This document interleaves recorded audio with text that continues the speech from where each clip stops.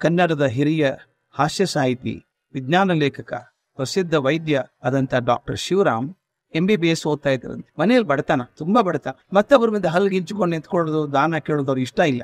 ಸಾಕು ನಾನು ಕಲಿಯೋದು, 3 ವರ್ಷ ಕಲ್ತಿದ್ದೇನೆ ಮೆಡಿಕಲ್, 2 ವರ್ಷ ಆದ್ರೆ ಡಾಕ್ಟರ್ ಆಗ್ಬಿಡ್ತೀನಿ. ಆದ್ರೆ ಮನೇಲಿ ಪರಿಸ್ಥಿತಿ ಕಷ್ಟ ಇದೆಯಲ್ಲ, ಏನ್ ಮಾಡೋದು? ಮೆಡಿಕಲ್ ಕಾಲೇಜ್ ಬಿಟ್ಬಿಡ್ತೀನಿ, ಏನೋ ಜೀವನ ಮಾಡ್ಬೇಕಲ್ಲ, ಏನ್ ಮಾಡ್ಬೇಕು ಅನ್ಕೊಂಡಾಗ ಒಬ್ರು ಭವನಾನಿ ಅನ್ನೋರೊಬ್ರು ಮುಂಬೈದಿಂದ ಬಂದವರು, ಅವ್ರು ಸಿನಿಮಾ ಮಾಡ್ತಾ ಇದ್ರು. ಸಿನಿಮಾಗೆ ನಾಯಕ ಪಾತ್ರಕ್ಕೆ ಹುಡುಗರು ಯಾರಿದ್ದಾರೆ ನೋಡ್ಬೇಕು ಅಂತ ಪೇಪರ್ಲಿ ಅಡ್ವರ್ಟೈಸ್ಮೆಂಟ್ ಕೊಟ್ಟಿದ್ರಂತೆ. 100 ಜನ ಕಳಿಸಿದ್ರು. ಇವ್ರು ಯಾರು ಟ್ರೈ ಮಾಡೋಣ, ನಮ್ಗೆ ಆದ್ರೆ ನೋಡೋಣ ಅಂತ ಹೇಳಿ ತಮ್ಮ ಫೋಟೋಗಳನ್ನೆಲ್ಲ ಕಳಿಸಿದ್ರು. ನೋಡೋಕ್ ಚೆನ್ನಾಗಿದೆ, ಎತ್ತರದ ಆಳು. ಫೋಟೋ ಕಳಿಸಿದ್ರಂತೆ. ಭವನಾನಿಯವರು ಇಷ್ಟ ಆಯ್ತು, ಕರೆಸಿ ಅವ್ರನ್ನ ಅಂದು ಹತ್ರ ಮಾತಾಡ್ಬಿಟ್ಟು ಒಂದು ಮಾಡ್ಬಿಟ್ಟು ರೆಕಾರ್ಡ್ ಮಾಡ್ಬಿಡಿ, ನೋಡೋಣ ಪಿಕ್ಚರ್ ಹ್ಯಾಕ್ ಕಾಣುತ್ತೆ, ಮುಖ ಇವ್ರದ್ದು ನೋಡ್ಬೇಕಾಗತ್ತೆ, ಕ್ಯಾಮೆರಾ ಸೆಟ್ ಆಗತ್ತಾ, ಮುಖ ನೋಡ್ಬೇಕು ಅಂತ. ಆ ನಾಯಕ ನಟಿ ಜೊತೆಗೆ ಸಣ್ಣ ಸೀನ್ ಮಾಡೋಕ್ ಹೇಳಿದ್ರು. ಅದು ಚೆನ್ನಾಗಿ ಭವನಾನಿಯವ್ರಿಗೆ ಇಷ್ಟ ಆಯ್ತು. ಆಯ್ತಪ್ಪ ನೀನ್ ತಗೋತೀನಿ, ಕೆಲ್ಸಕ್ಕೆ ಬಂದ್ಬಿಡು. ಅವಾಗೆಲ್ಲ ನಟರಿಗೆಲ್ಲ ತಿಂಗಳ ಸಂಬಳ ಅವಾಗ, ಈಗ ನಂಗೆ ಕೋಟಿಗಟ್ಟಲೆ ವ್ಯವಹಾರ ಇಲ್ಲ, ತಿಂಗಳಿಗೆ 25 ರೂಪಾಯಿ ಅಂತ ಗೊತ್ತಾಯ್ತು. ಆ ಒತ್ತಾದ ಕಾಲದಲ್ಲಿ ಮತ್ತೊಂದು ಬೇರೆ ಸಿನಿಮಾ ಮಾಡಂಗಿಲ್ಲ, ಅವ್ರು ಇವ್ರೊಬ್ಬರದೇ ಸಿನಿಮಾ ಮಾಡ್ಬೇಕು. ಒಪ್ಕೊಂಡ್ರಿ, ಅಡ್ಡಿ ಇಲ್ಲ, ಮೆಡಿಕಲ್ ಹೋದ್ರೆ ಹೋಗ್ಲಿ, ಬದುಕು ಪರಿಸ್ಥಿತಿ ನಡಿಬೇಕಲ್ವಾ,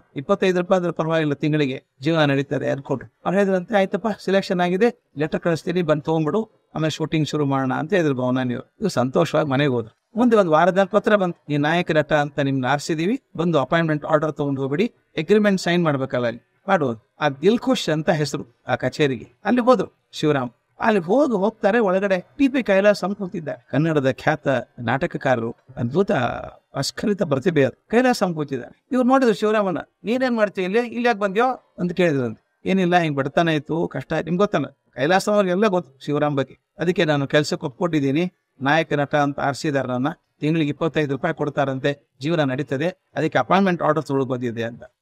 ಡಾಕ್ಟರ್ ಆಗೋದ್ಬಿಟ್ಟು ಇಲ್ಲೇನ್ ಮಾಡ್ತೀನಿ ಏನೋ, ಡಾಕ್ಟರ್ ಆಗು, ಆಕ್ಟಿಂಗ್ ಬೇಡ ಅಂದ್ರಂತೆ. ಇವ್ರ ಮಾತು ಕೇಳೋಕ್ ಸಾಧ್ಯ ಇದೆಯಾ? ಬಡತನಲ್ಲ, 2 ವರ್ಷ ಬದುಕಬೇಕಾಗಿದ್ರು, ಹೋಗಿ ಮೆಡಿಕಲ್ ಅನ್ಕೊಂಡಿದ್ರು.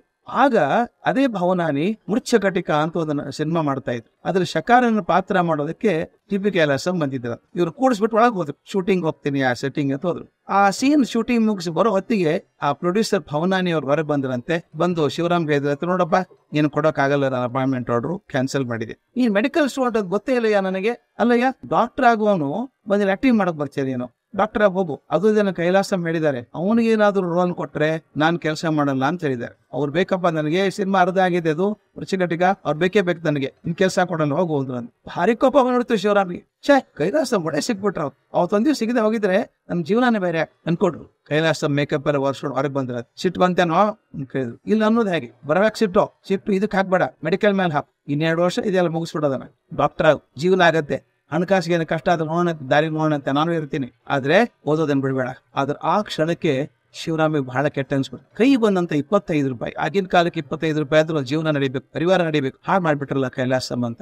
ಅಲ್ಲಿ ಹಣಕಾಸು ಹೊಂದಿಸ್ಕೊಂಡು MBBS ಮುಗಿಸಿದ್ರು, ಖ್ಯಾತ ವೈದ್ಯರಾದ್ರು, ಅತ್ಯಂತ ಜನಪ್ರಿಯರಾದ್ರು, ಬರಹಗಾರಾದ್ರು. ಅದಲ್ಲದೆ ಆ ಜನ ಗೊತ್ತಿಲ್ಲ, ಬೆಂಗಳೂರು ಮೆಡಿಕಲ್ ಕಾಲೇಜ್ ಸ್ಥಾಪನೆ ಮಾಡೋದಕ್ಕೆ ಅವ್ರ ಕಾರಣ, ಅಂತಹ ದೊಡ್ಡ ವ್ಯಕ್ತಿ. ಮುಂದೆ ಕೊರವಂಜಿ ಅಂತ ಒಂದು ಹಾಸ್ಯ ಪತ್ರಿಕೆ ಅಂತಂದ್ರು, RK ಲಕ್ಷ್ಮಣ್ ಅಂತ ಅವ್ರಿಗೆ ಅವಕಾಶ ಕೊಟ್ಟಂತ ಪತ್ರಿಕೆ ಕೊರವಂಜಿ. ಅಂತ ದೊಡ್ಡ ಶಿವರಾಮ್ ಅವರು ಆ ಕ್ಷಣದಲ್ಲಿ ಮೆಡಿಕಲ್ ಬೇಡ, ನಾನು ಕೆಲ್ಸಕ್ಕೆ ಹೋಗ್ತೀನಿ ಅಂತ ಬಂದಿದ್ರಲ್ಲ, ಅದು ತಿರುಗಿಸಿದವರು ಕೈಲಾಸಂ.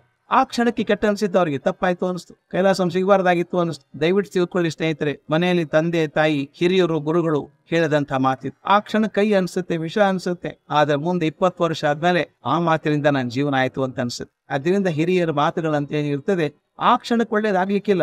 ಮಾತ್ರೆ ಇದ್ದಂಗೆ ಸ್ವಲ್ಪ ಆಮೇದು ಮಾತ್ರೆ ಸಿಹಿಯಾಗಿರುತ್ತಾ, ಕೈ ಹೇಗೆ ಇರುತ್ತೆ, ಆಗ ತಗೋಬೇಕು, ತಗೊಂಡಾಗ ದೇಹಕ್ಕೆ ಒಳ್ಳೇದಾಗ್ತದೆ. ಹಾಗೆ ಕೈ ಮಾತ್ರೆಗಳು, ಗುಳಿಗೆಗಳು ಅಂತ ಅನ್ಸಿದ್ರು ಕೂಡ ದೊಡ್ಡವ್ರ ಮಾತುಗಳು ಕಾಲಕ್ರಮೇಣದಲ್ಲಿ ಪ್ರಯೋಜನಕಾರಿಯಾದದ್ದು ಅಂತ ಅನ್ಸುತ್ತೆ. ಅದರಿಂದ ಯಾವ್ದಾದ್ರು ಮಾತು ಹಿರಿಯರು ಹೇಳಿದಾಗ ಬೇಜಾರಾದಾಗ ತುಂಬಾ ಬೇಜಾರು ಮಾಡ್ಕೋಬೇಡಿ, ಬಿಡಿಯೋದಲ್ಲ, ವಿಚಾರ ಮಾಡಿ ಯಾಕೆ ಹೇಳಿರ್ಬೇಕು, ಅವರು ಯಾರಿಗೆ ಒಳ್ಳೇದಕ್ಕೆ ಹೇಳ್ತಾರೆ, ನಮ್ ಒಳ್ಳೇದಕ್ಕೆ ತಾನೇ ಹೇಳೋದವ್ರು ಅನ್ಕೊಂಡಾಗ ಜೀವನ ಬದಲಾಗ್ತದೆ. ಅದರಿಂದ ಯಾವುದೇ ಮಾತು, ಯಾವುದೇ ಉಪದೇಶ ಆ ಕ್ಷಣಕ್ಕೆ ಕಷ್ಟ ಅನ್ಸಿದ್ರು ಕೂಡ ದೀರ್ಘಕಾಲದಲ್ಲಿ ದೊಡ್ಡ ಪ್ರಯೋಜನಕಾರಿಯಾದಂತ ಮಾರ್ಗದರ್ಶಿ ಸೂತ್ರ ಆಗ್ತದೆ ಅನ್ನೋದನ್ನ ಮರಿಬಾರ್ದು.